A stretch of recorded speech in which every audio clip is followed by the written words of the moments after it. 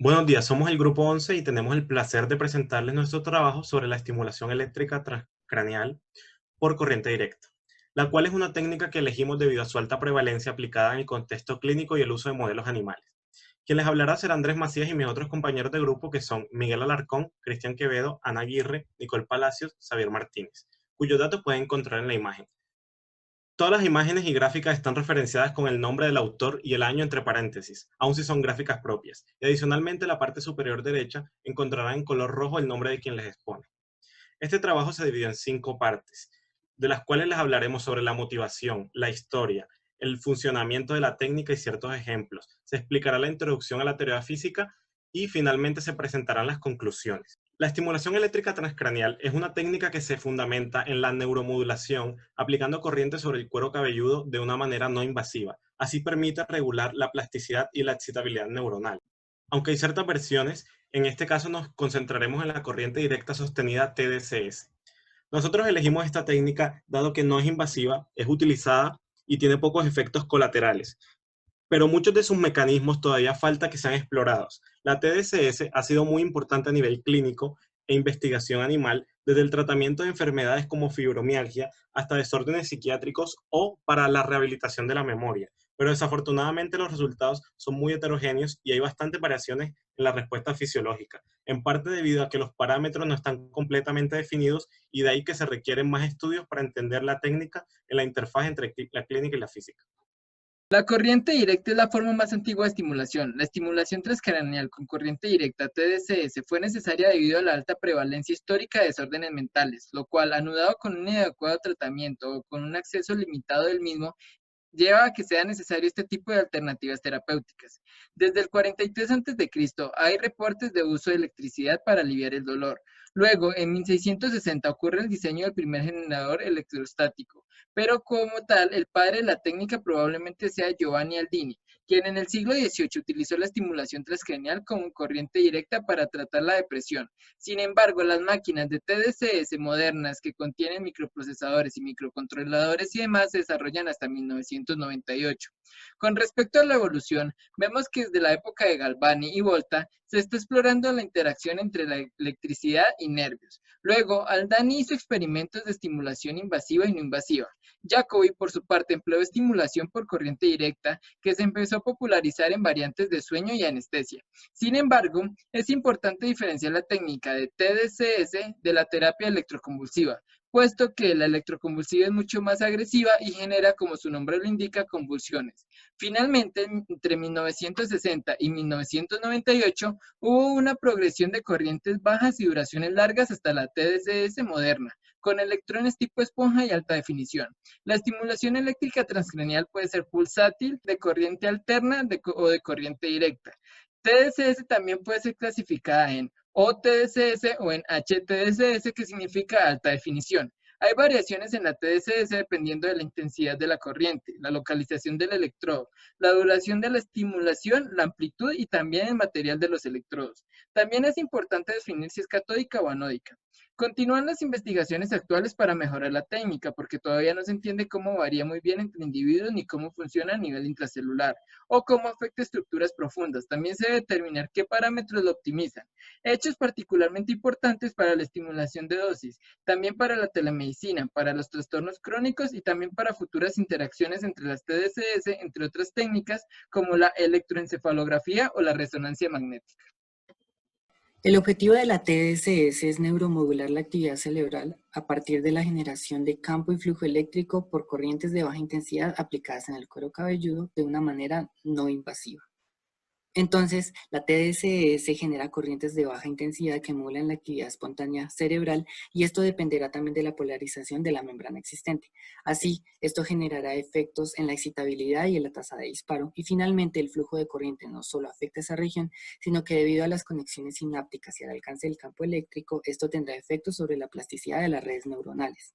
La TDCS es importante para mejorar la calidad de vida, porque al modular la excitabilidad y tener efectos tanto locales como indirectos, ocurren cambios fisiológicos intracelulares y de señalización de las células, y esto también puede generar incluso cambios comportamentales. Como ejemplos de aplicaciones clínicas, la TSS se ha utilizado también para tratar problemas de depresión en donde se ha visto una mejora en el estado de ánimo y de memoria. También se ha utilizado esta técnica en estudiantes universitarios para potenciar la memoria de trabajo a través de estímulos de alta definición en la corteza prefrontal, y finalmente también se ha utilizado en modelos de animales como en ratas, y esto se ha visto que ayuda a recuperar el daño cerebral producidos por isquemias. En cuanto a los principios físicos, sabemos que la corriente es el flujo de carga y que la conductividad va a depender de la resistencia, porque a mayor resistencia será menor la corriente que puede ser transmitida. La densidad de la corriente es proporcional al campo, pero es importante advertir que si el tejido está en isotrópico, entonces la dirección puede variar. En este caso, como hablamos de cargas en movimiento, entonces tendríamos tanto un campo eléctrico como un campo magnético.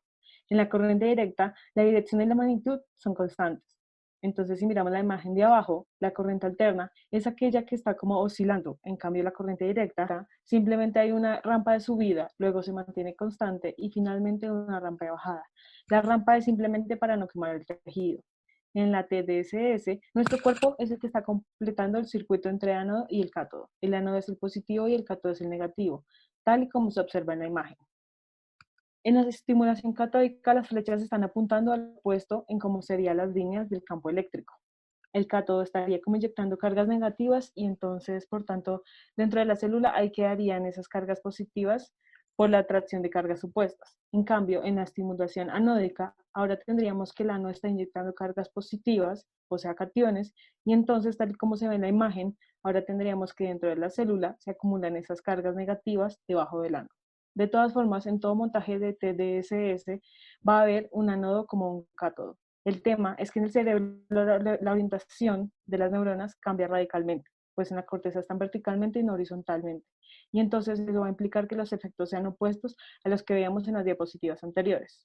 Entonces, si se inyectan cationes, efectivamente, debajo se van a empezar a acumular esas cargas negativas, pero más abajo aún va a haber una estructura en forma de sándwich, porque vamos a tener ahora otra capa de cargas positivas y entonces esas neuronas van a terminar despolarizándose, o sea, excitándose. Por tanto, la corriente anódica terminaría excitando esa región, aumentando su potencial de membrana, mientras que la catódica lo que haría es inhibir, hiperpolarizando y disminuyendo el potencial de membrana.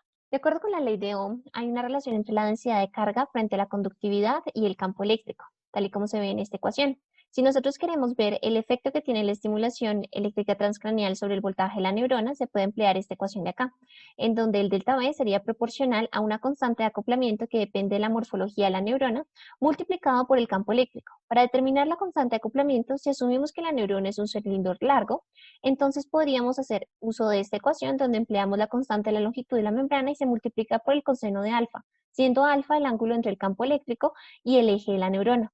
Como el coseno de 0 es 1, entonces el máximo efecto del campo ocurrirá cuando la neurona es paralela al mismo. Esto se ejemplifica en esta imagen, en donde justamente en la neurona que es paralela al campo se ven efectos más fuertes y en cambio en la neurona perpendicular no se ve. La corriente en la TDSS es constante, entonces lo que realmente se está ajustando es el voltaje. El problema es que las dosis respuesta no suelen ser lineales y solo cerca del 45% de la corriente realmente entra al cerebro.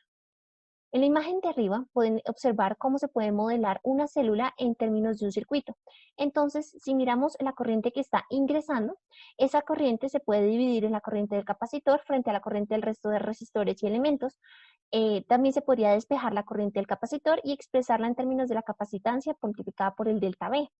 De este modo, en esta última ecuación se obtendría el modelo de Hodgkin-Huxley, que me permite ver los efectos de la estimulación en la fisiología de la neurona y sus canales iónicos. Con respecto al campo magnético, vemos que hay una relación entre el campo magnético y la densidad de carga. Claro está que este segundo término de la ecuación se eliminaría a cero, pues la corriente y el campo no están variando temporalmente en la TDSS. En un ejemplo cuantitativo, si tomamos la corriente de 2 miliamperios empleada por Palm en el 2015 con pacientes deprimidos, se podría dividir entonces la corriente por el área, luego dividimos eso por la conductividad y obtenemos que el campo es 0,4 voltios sobre metro. Luego, esto se podría multiplicar por la constante de acoplamiento, se hacen ciertas conversiones métricas y se obtiene que el delta B es de 0,12 milivoltios. Dicho aumento en los milivoltios de la neurona no causaría un disparo, sino simplemente una neuromodulación del sistema.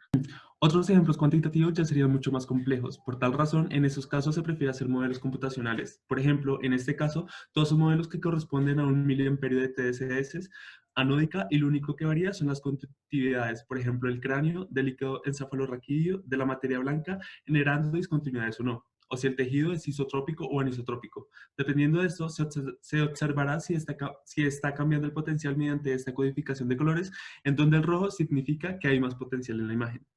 Finalmente, para concluir, vemos que la TDCS es una herramienta clínica útil que es económica, segura y no invasiva, fundamentada en la neuromodulación, ya que la corriente eléctrica ayuda a modular la actividad cerebral. En este contexto, es muy importante diferenciar los efectos de la estimulación anódica y la catódica, y también la orientación de las células. Asimismo, se puede concluir que, debido a su heterogeneidad, falta una mayor estandarización para poder optimizar los parámetros de la TDCS.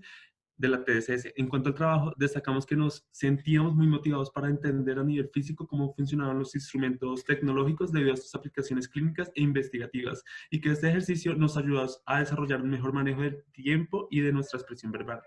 En cuanto a los pros y contras, recalcamos que el video es una buena estrategia para el aprendizaje audiovisual que permite también desarrollar habilidades de trabajo en equipo y por las coevaluaciones nos permite desarrollar nuestro rol como evaluador empático. Sin embargo, el tiempo es muy limitado, por lo que no se puede hacer preguntas ni aclaraciones, y también consideramos que en las instrucciones se hacía bastante énfasis en penalizar errores en vez de premiar los aciertos. Dicho esto, a continuación presentamos las referencias. Muchas gracias.